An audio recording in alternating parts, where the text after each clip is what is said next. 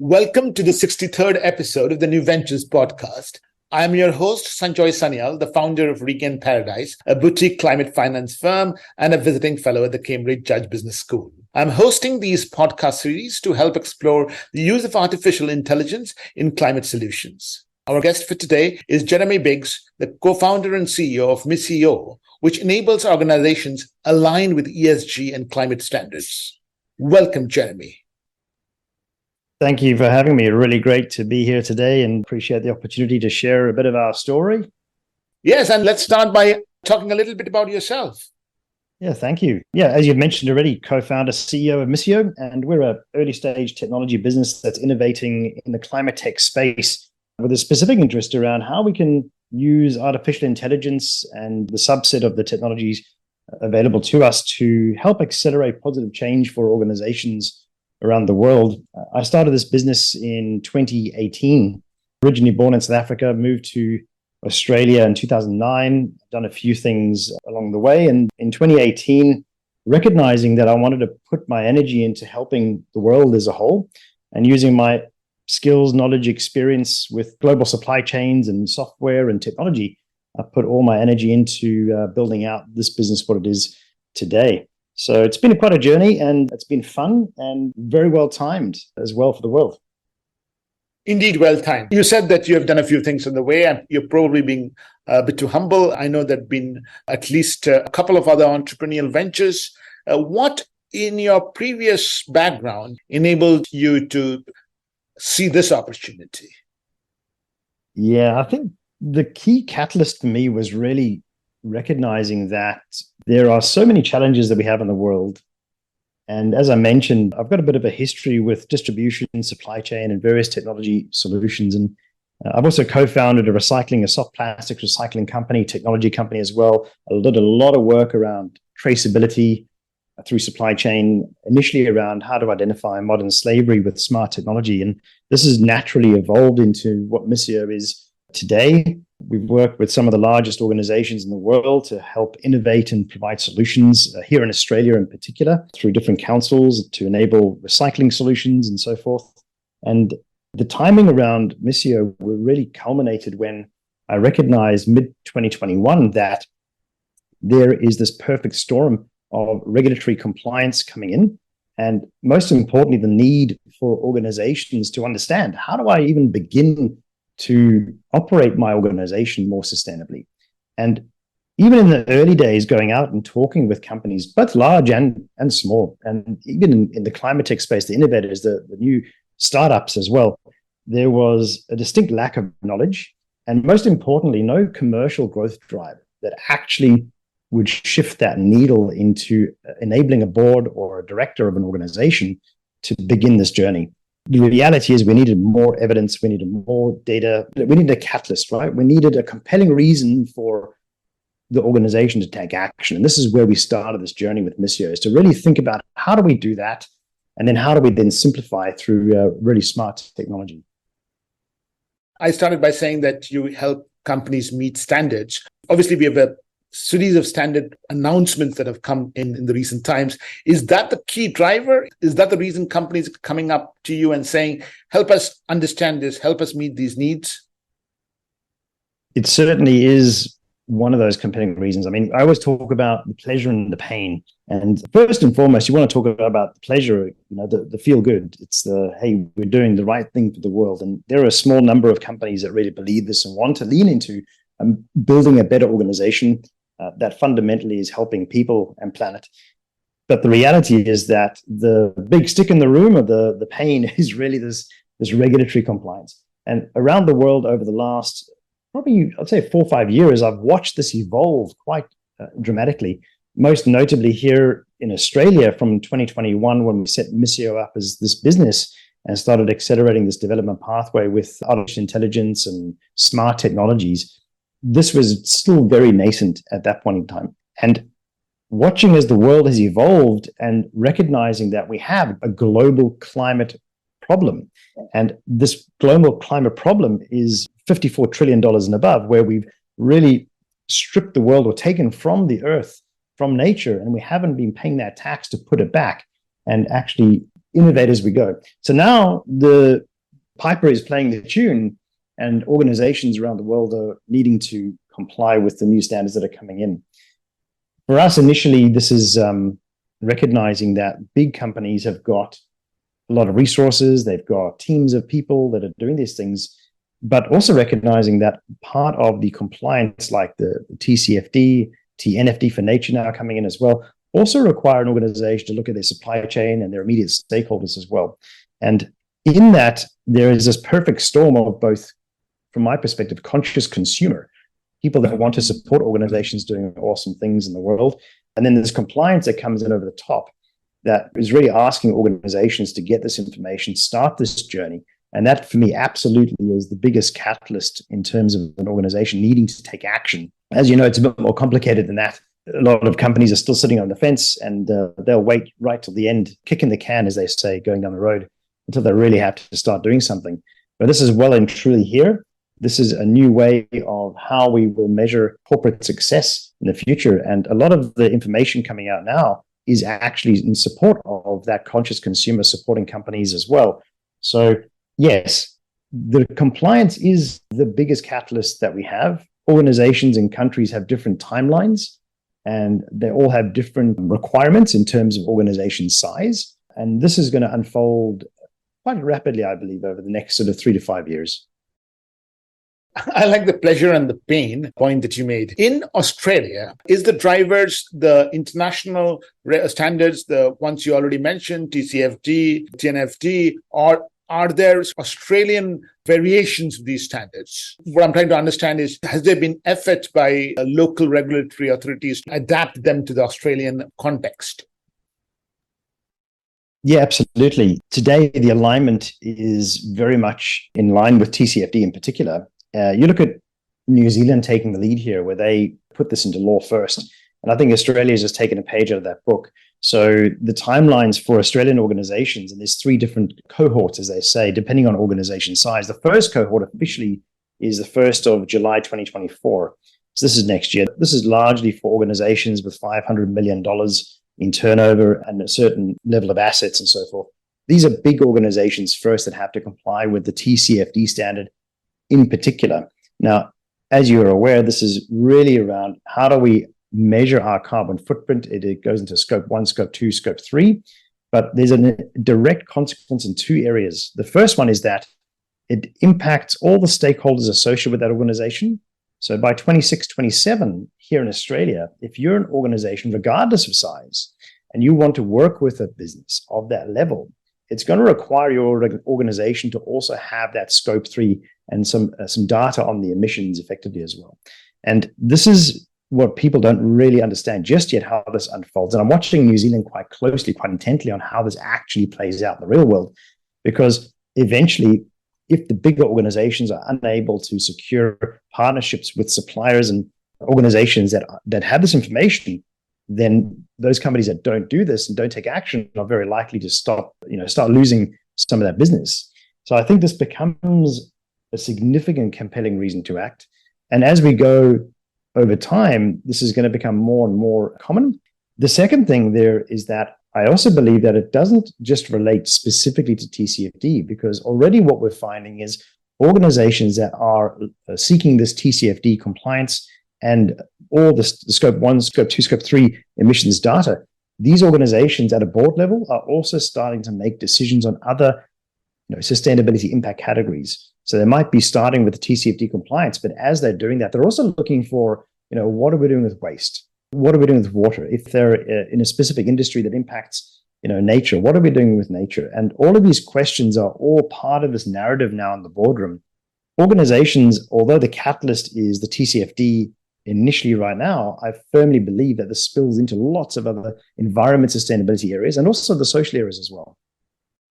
And continuing on the pleasure and pain theme, obviously there are companies which are coming to you because their sizes of the threshold that they have to meet the standards next year. But there are other companies, obviously, and which are coming to you because they really want to change the way business impacts society and nature. This is in some ways what is the classical early adopter segments, right, of any new technology. Give us a sense as to who these early adopter customers are. I mean, which industries do they come from? Is there a pattern that you see? Yeah, that's a good question. Being an early stage company as well, we're very open to working with lots of different types of organizations. The more organizations and different types and industries and levels we work with, the more we learn about their needs, requirements, and how we can support them. In the first instance, Misio as a technology platform is really designed to remove that pain point and help organizations go from zero to value as fast as possible. And we do this by helping an organization understand what standards should be considered, and most importantly, aligning them with the global standards, right? So we work with GRI and TCFD, TNFD, and so forth at the core, but we have hundreds of others that organizations can also reference and look at through the platform. So the size of organization in terms of that, for Misio specifically, we've got right the way from very large companies that are large and listed that have got this compliance, and their intent is for Misio to help them showcase the incremental improvement that they're making across multiple digital assets and use our platform as a team collaboration workspace cross-department and so forth. And right down the other side, we also have early stage impact companies that also are very aligned in respect of what they want to achieve long-term. And they're using Misio to do exactly the same thing. How do they align their teams within the organizations to collaborate across various different sustainability projects, measure the actual impact that they're making, and then again, showcase that and demonstrate their progress with stakeholders as well. So we've got quite a diverse range of organization in our business, and it is actually quite unique, I think, because we go cross industry, cross vertical. We get to learn so much about what the pain points actually are in these companies at different levels, and then what does the future look like for them in respect of using technologies like Misio and artificial intelligence and others within this ecosystem. Because the reality is that we just don't have enough resources. We were talking a bit earlier about this as well. There aren't enough specialists in the world that can help the 150 million organizations that need to start taking action on this. The need to measurements, the reporting across multiple stakeholders. In 10 years' time, I believe this is just an absolute standard, a default, if you, as it were. Just as GARP is right now with financial accounting, I believe that climate tech and the metrics and all these various different indicators are also going to be very common to just have that as a default insert into every single board report around the world. I think it's really important that you are helping organizations work through this complex, as you say, hundreds of standards out there. Because one of the concerns that I really have is that people will find it too confusing and they'll be what I call numbed to inaction. This is the time probably we need to talk a little bit about exactly what your software does. If you can step us through a typical customer, how he or she will use your software and what they will have to input and what they will get out of it, that will be great. Absolutely. And we touched a little bit earlier on this pleasure and pain, and I like to talk to this as a starting point. And this is an opening question, actually. This is a better question. The question is, why would an organization care about operating their business more sustainably? How would they approach this? And the compliance we've already discussed is one of the big catalysts. But the first part we need to go to is who cares? Who cares about this information? And then you go into what percentage of your customers actually care? What percentage of the talent that you're seeking to acquire into your organization care about this narrative? They care about people and planet.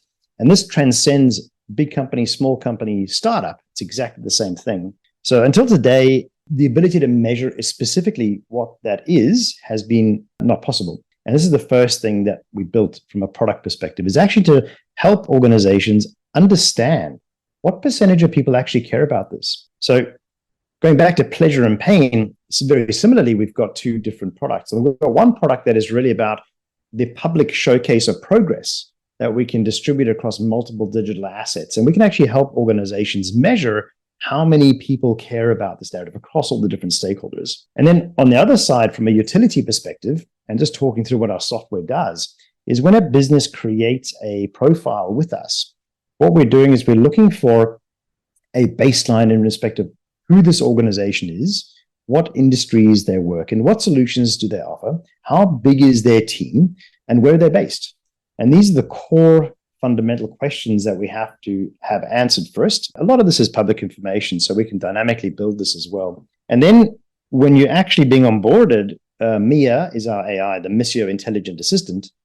Mia basically will look at an organization's profile and go, okay, great. Based on this organization, what are the key sustainability indicators? what are the key standards and compliance that this organization needs to think about? And then based upon that, we dynamically create impact projects specifically for that organization that are hyper-personalized based on their industry, their size, and their location. And thus we're able to enable this team collaboration workspace where we can invite stakeholders, internal, external, to collaborate on these specific projects, specific areas. And underneath the hood, what we're doing is we're subtly connecting and aligning that organization to the right regulatory compliance as well. So as organizations use Misio and they're entering data and measurements and uploading files and information, and there's notation and there's images and all sorts of things are being added together internally in a very secure workspace.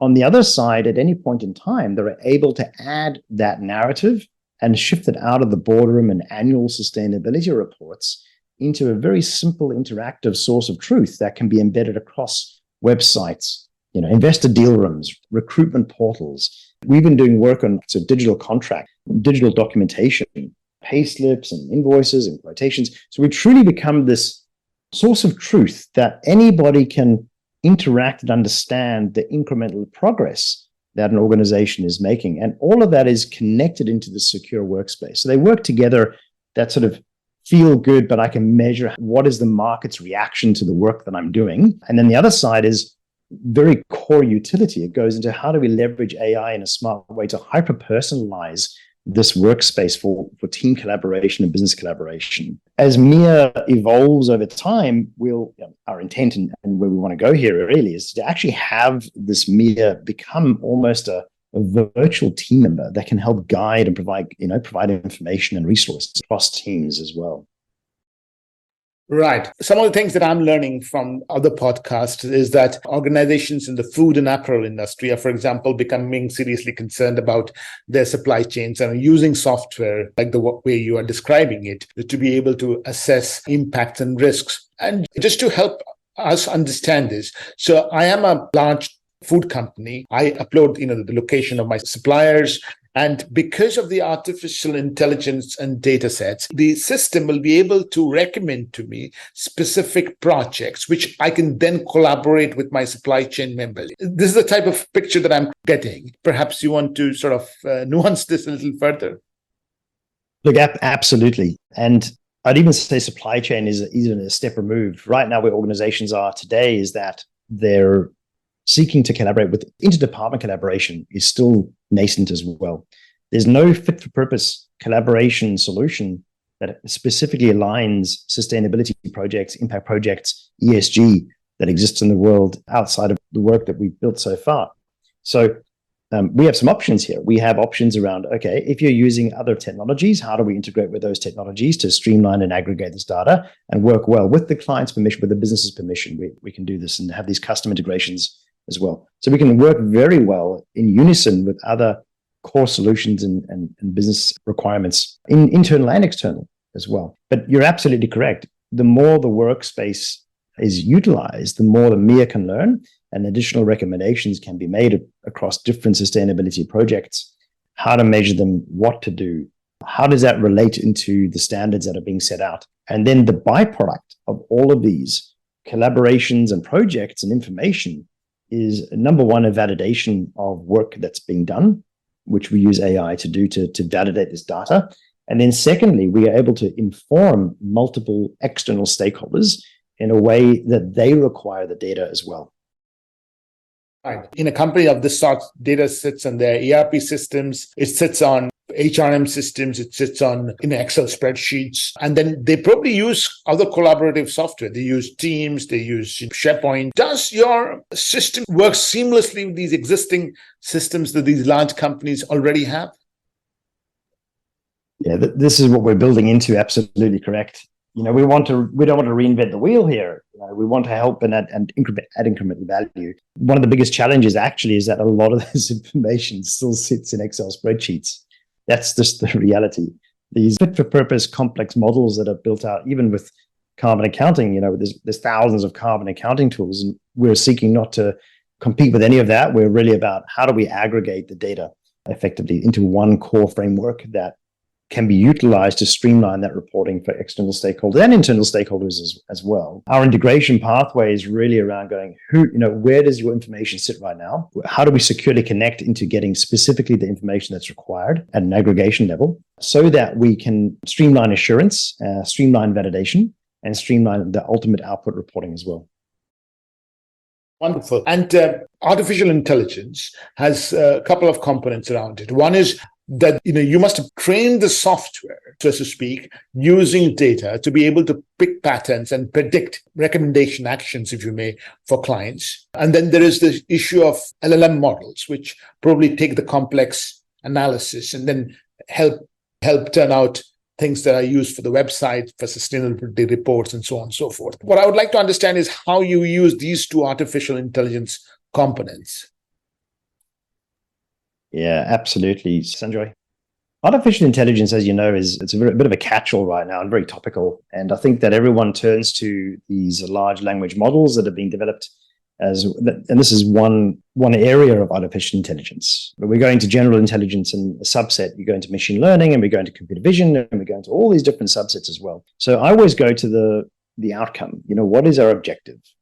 And then reverse engineer this and go, okay, how do we leverage the smart technology that exists in the world today that would deliver an outcome better for the business, that is more accurate and that can scale today?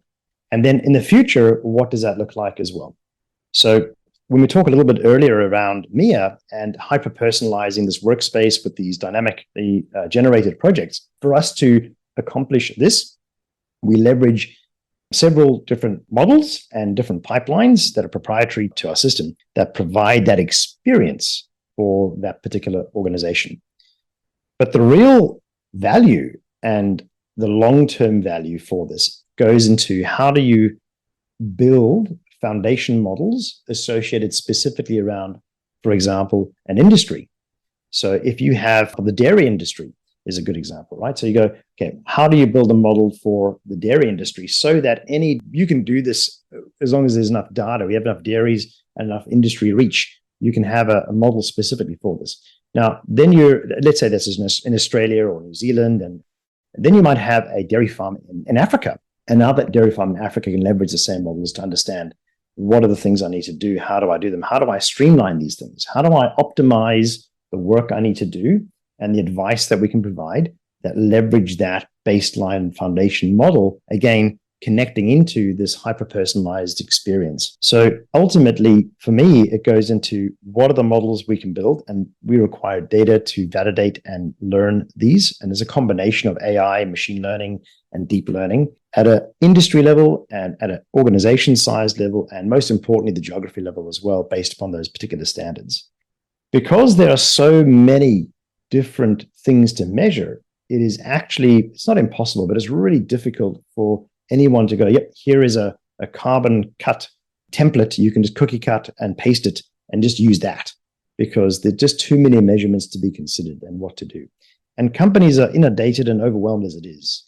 So how do we simplify this, connect it to the standards, and provide a degree of interoperability as well, I would say. That's a good word, from a data perspective too. And this helps us connect industry and organization together as we go. I don't feel that it is easy to do without leveraging a lot of these models that exist today, and certainly the models of the future.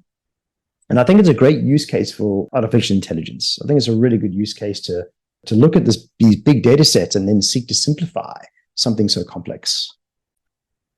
And Jeremy, can you make this come alive with an example of how a customer used the software to make a real impact?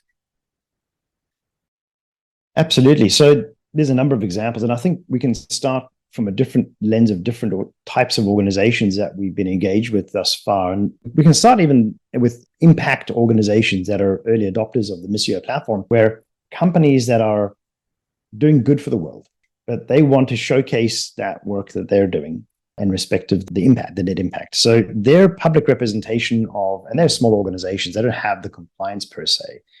First of all, we line them with standards like GRI. We've got some organizations like, I'll mention Hullbot being one, the underwater autonomous drones that eradicate the need for anti-fouling paint and cleans up marine environments. And they're doing a whole lot of work with identification of invasive species. And for them, they use Misio for a lot of these impact-based projects inside their organization so they can demonstrate their impact to stakeholders across different categories. So we're able to dynamically build a project plan specific for that impact requirement. And then on our Misio Tile product, we can then showcase the progress that's being made. Another good example would be some work we're doing with VCs and some of their portfolio companies, with venture capital firms seeking, and certainly in their investors, seeking ESG credentials from an investment standpoint. Again, the impact measurement becomes so critical. The compliance with the standard is one thing, but it's really about going, is my portfolio doing what they're saying they're doing? Where is the evidence of this? How do we validate that that is true? Portfolio companies and early stage companies have got a challenge because they're fundamentally driven by profit and by commercial growth. These are the default indicators of success. And now you throw in sustainability and ESG and all these additional compliance and reports and various things, and they get lost very, very quickly. They don't have the budgets, they don't have the team sizes, they don't have the advisors. They still need the support to get things done. So there's a huge amount of work that we're doing to help that ecosystem as well. And I think that's all early stage. And then on the other side, we've got some pretty large companies recently that we've engaged with that have got a similar problem in that they have got such a big organization that there's a big challenge on how do you bring team leaders together in respect to this collaboration. And again, it goes into that hyper-personalized project to dynamically generate for them specifically. And then again, it goes into how do we then showcase that progress across multiple stakeholders outside of that annual report as well. So we've got some really good examples, even though we're still early stage ourselves, on how organizations are using Misio to innovate their sustainability and save costs and time along the way, and also inform all these stakeholders of actually the progress that's getting made. And you'll be surprised as well, Sanjoy, it's not all about carbon footprint, although TCFD is the core driver. A lot of the projects that we have are things like waste management and looking at how do we measure plastic reduction, water and marine environments. All these unique use cases are coming out of the woodwork, right? As we start evolving our business and our product, that companies are caring about as an equal footing in respect to that TCFD as well. So it's a very interesting space. Yeah. What I learned from you, Jeremy, is that obviously there are some companies which are wanting to do things right. They are taking on your services and your software. And I really like the examples that you gave of early stage companies of being able to focus on explaining what they do to an outside world, both the companies themselves and the investors. And I think what I found most interesting is the fact that there is obviously publicly available database, but you also leverage database data sitting in companies' Excel spreadsheets, and then be able to help organizations develop collaborative projects, which today work internally a lot of the time, to be able to manage these risks and create impacts. It's obviously very fascinating. We have come to the end of the podcast, so I'm going to ask you, how is it like building a company in Australia? What type of support do you have?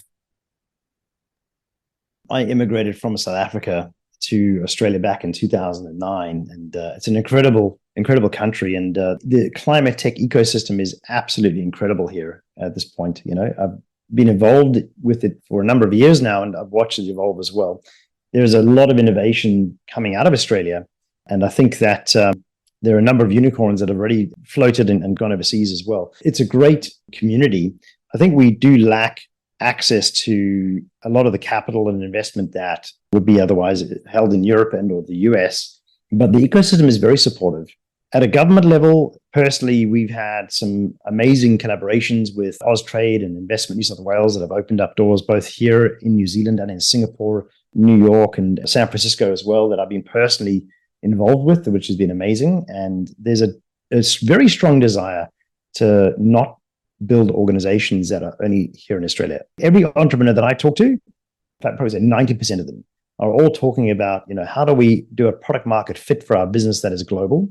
What are the international markets we need to address? Who are the partners we need to talk with? What funding and VCs do we need and funding do we need to get there? And this is at a very early stage. So just like others, Misio is exactly the same. We haven't taken a view of we're building this for Australia. We're looking at the global markets. We're looking for where the collaboration opportunities and the growth opportunities where our organization going to add the most value, both for large listed organizations, big end of town, but most importantly, that mid-market, the 150 million global organizations that don't currently have access to the fit-for-purpose tools, solutions, and assistance that they require. And this is what we're building into.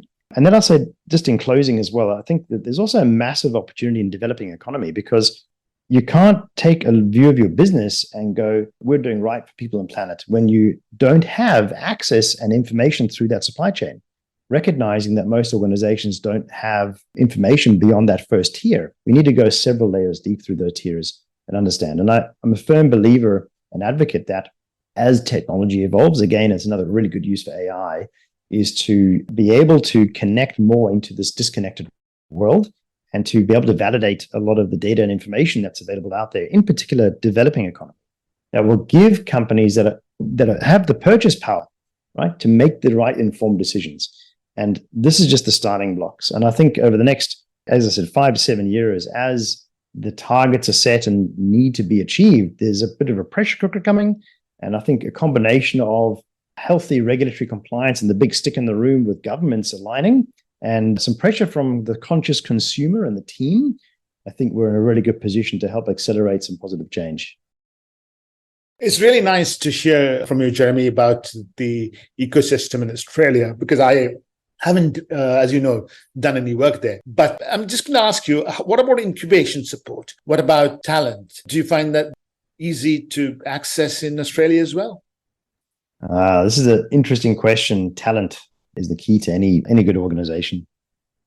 Look, I think that the world is becoming a more and more ever connected. And post-COVID, I think that demonstrated you can do a lot more with connecting with international markets and collaborating internationally. And certainly for our business personally, this is what we're doing. We've got team members that we're working with on our strategy that are, US based, that are UK based, that are Singapore based already. Even though we're early stage, we're already engaged in discussions. Australia being a very small country, I think we punch well above our weight, right? We genuinely do. I think the talent that exists in Australia are incredible and are very driven to success. And I think there's some amazing leaders that will come out, that are coming out of Australia and will continue to come out of Australia. To truly get that global audience, though, you have to go to where the talent are, and you have to go to where you're able to make an impact and make a difference for your particular organization. And I don't think that's going to change. It's nothing new yet, but I do believe that Australia's got some incredible talent. And Jeremy, do you have any question for me? I actually do. We talked a little bit earlier about some of the work that you're doing. And that's one question, what is the most exciting AI initiative or technology that you've seen across your desk over the last while? First of all, I would say that in the series of podcasts that I'm doing on artificial intelligence and climate, the range of applications has been incredible. And that's probably the most exciting thing. So, I've had a company in Cambridge, which is using artificial intelligence to help mining operations become more sustainable. They have the same issue that alluded to. The mining industry has been measuring things quite intensely over the last decade or so. A lot of the data is there, but it's probably sitting in Excel spreadsheets. So I call it data mining for better mining. That's the use of artificial intelligence there. And it just seems to be a similar problem that you talked about. We have some podcast guests who have spoken about the use of artificial intelligence in just looking at publicly available data, and also understand what type of publicly available data is not accurate, given the fake news syndrome that we are facing, to be able to provide ESG scores to securities, and both debt securities as well as equities. We have a company in Amsterdam which is helping, like you, large companies to make sense of their supply chain, to understand where the hotspots are. We will have some podcasts coming up on the use of artificial intelligence to be able to predict extreme events, weather predictions, and make them more granular, make them more accurate, and so on and so forth. So far, that's what I've learned. But I'm pretty sure if you ask me this question a year later, I will have other examples. No doubt. I think the landscape is moving faster than people understand and know. And certainly when it comes to the artificial intelligence side of things, it's certainly the first iteration. So acceleration curve is dramatic and aggressive. And my only comment, and closing remark, I guess, is that artificial intelligence has got a number of negative unintended consequences particularly in the social side. And I think we're living through the next evolution of the human species fundamentally, with artificial intelligence able to do what it's able to do. I believe that in that negative consequence, there is potentially a positive light. And this is where I go to. So I'm really encouraged to see organizations, just as you mentioned, across all those different areas and categories, and how they're thinking about innovating and leveraging this incredible brain that the world has now got to do some incredible things at scale. So I'm a massive advocate, and I believe that we can use AI for good for the world. And I believe we can accelerate positive change as long as it remains in the right hands with the right people that spread the right message to the right companies, that deploy things in the right way to do the right thing. But I'm very hopeful that that's the case. Wonderful. And if people want to get in touch with you, Jeremy, how should they? If people want to get in touch with me, really simple. You can just send me an email, jeremy@misio.io, or you can follow me on LinkedIn and connect with me there. That's probably the two quickest and easiest ways to get a hold of me. With that, thank you very much, Jeremy. It's been an absolute pleasure. I love the conversation. Really appreciate the opportunity to join you today.